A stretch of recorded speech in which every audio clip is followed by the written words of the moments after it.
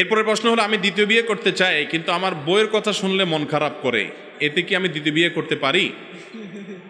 এই কলিজা নিয়ে দ্বিতীয় বিয়ে করার চিন্তা করতেছেন মিয়া?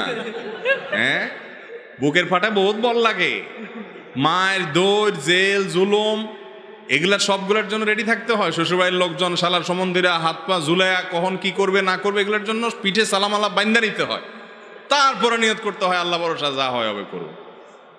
এখন আপনি বউর কথা মনে ওঠে, বুক দরপড় করে, আবার আপনি দ্বিতীয় বিয়ে করার চিন্তা করতেছেন, এই কলজা নিয়ে দ্বিতীয় বিয়ে? ভাই, শরীয়ত দ্বিতীয় বিয়েকে জায়েজ রেখেছে। যদি কেউ ইনসাফ প্রতিষ্ঠা করতে পারবেন, সে আত্মবিশ্বাস থাকে এবং তার সার্বিকভাবে সক্ষমতা থাকে, তার জন্য দ্বিতীয় বিয়ে করা জায়েজ।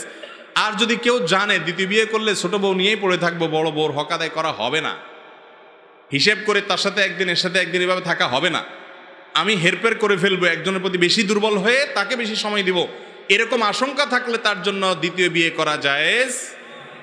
এই যুগে যত মানুষ দ্বিতীয় বিয়ে করে, এর বেশিরভাগ মানুষ প্রথম স্ত্রী সন্তানের আর কোনো খোঁজ খবর নেয় না। এই দ্বিতীয় বিয়ে ইসলামী শরীয়ত দৃষ্টিকোণ থেকে গুনাহের কথা, জায়েজ নাই।